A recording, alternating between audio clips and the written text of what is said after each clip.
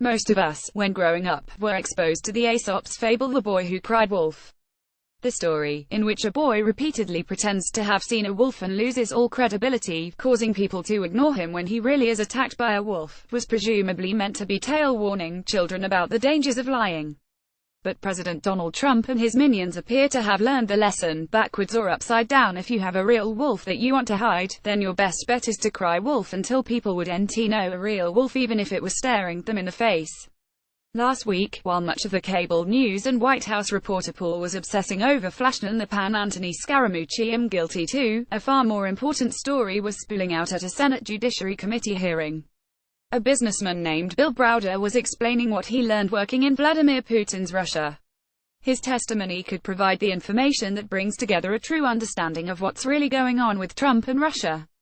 Browder's testimony is complicated, but it's important because he offers substantive evidence about what Putin may have wanted from Trump, quite likely in exchange for hacking the Democratic National Committee and spreading lies and propaganda meant to undermine Hillary Clinton. That would be the lifting of American sanctions under the Magnitsky Act, a 2012 U.S. law meant to punish a group of Russian officials who were responsible for the murder of Sergei Magnitsky, a lawyer investigating government corruption who died in prison in 2009. Browder and other experts believe the Magnitsky sanctions affect Putin directly, who may be hiding overseas money through intermediaries affected by the actions. Browder also told senators that the lawyer who met with Donald Trump Jr. and Jared Kushner in that infamous June 2016 meeting at Trump Tower, Natalia Veselnitskaya, is the point person for lobbying against these sanctions.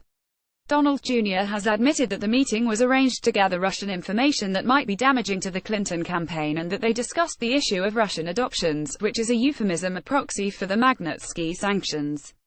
Phew, that's a lot. Worse yet, it's hard to write that without the creeping feeling that half the people reading this are writing me off as some kind of loony conspiracy theorist with my outrageous tales of the President of the United States possibly enmeshed with murderous Russian oligarchs. And why should they? It sounds almost as nutty as some of the blatantly false conspiracy theories of the last few years, from accusations that Hillary Clinton was involved in a child rape ring run out of a pizza parlor to accusations that Barack Obama somehow faked his birth certificate, 40-odd years after the fact. Fake conspiracies, it turns out, are Trump's best weapon for hiding the actual conspiracy it looks like he or his staff actually engaged in. The landscape has basically been saturated with fairy tales, conspiracies and deliberate disinformation. Angelo Carusone, the president of Media Matters, explained to Salon. When you have a large portion of the news cycle being consumed by a conversation around conspiracies, people get fatigued. Polling backs up Carusone's observations. Voters are fatigued and confused by the Russia story, and a majority of them don't seem to understand that there is now pretty close to smoking gun-level proof of collusion, especially with Donald Trump Jr.'s email exchange between the campaign and Russian agents. For a couple of decades now, right-wing media has seeded fake conspiracy stories into the mainstream media to demonize political opponents and sow doubts about politically inconvenient facts. This, Carusone argued, escalated under Trump, who has used his growing media power to drive an overwhelming number of conspiracy theories into the mainstream, including rumors that Clinton's health was failing, that millions of undocumented people voted in the 2016 election, and that there's some uncovered scandal regarding Clinton's spy emails. The net effect is to make evidence-driven, rational people hyper-skeptical of anything that sounds like a conspiracy theory, even those, like the Russia scandal, which aren't conspiracy theories at all.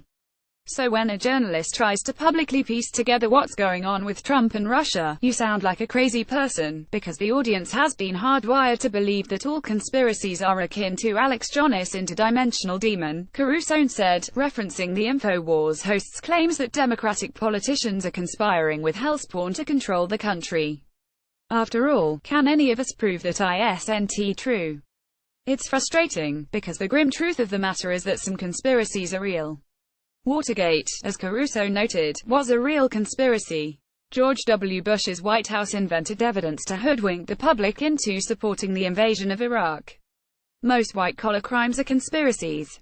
That includes some that Trump himself has been involved in, such as the conspiracy to con people into paying for fake classes at Trump University.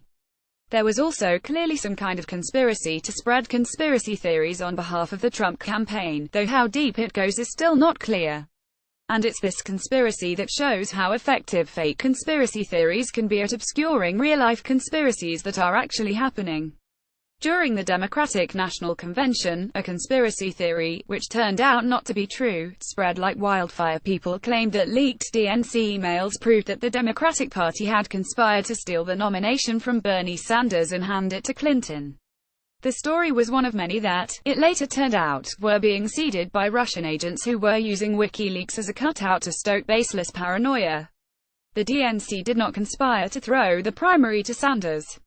Russian agents, likely on Putin's orders, did conspire to spread fake stories in order to sow discord on the left, but with all the flying accusations back and forth, it's no wonder that many people give up trying to look at the evidence and instead believe whichever story they want to believe, which is how we have a small but loud number of anti-Clinton leftists proclaiming that the fake conspiracy is real and the real conspiracy is fake.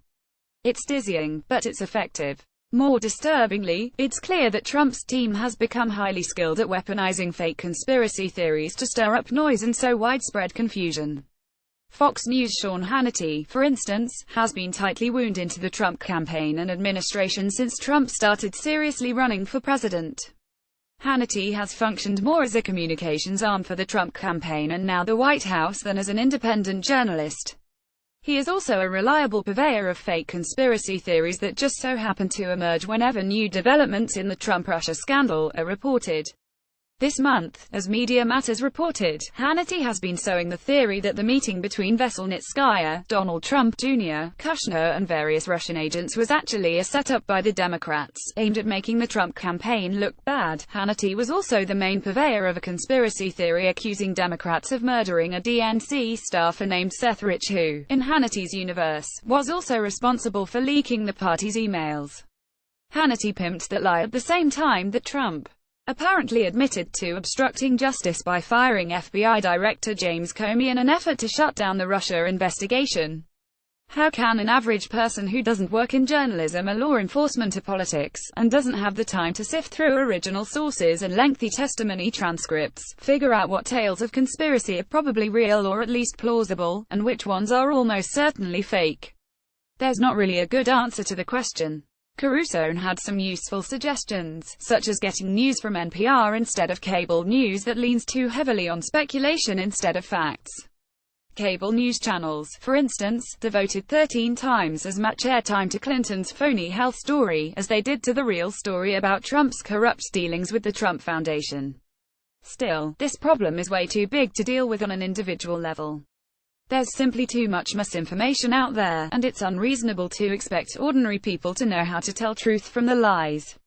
Even around the Russia scandal, there's a bunch of noise and nonsense coming from anti-Trump conspiracy theorists like Louise Mensch, which only makes it more difficult for the facts, which would admittedly sound preposterous if they weren't true, to rise to the surface. I wish I had the answers, but it'd be lying. Which would be inappropriate in a piece about the evils of lying, but diagnosing the problem is at least a first step in the right direction.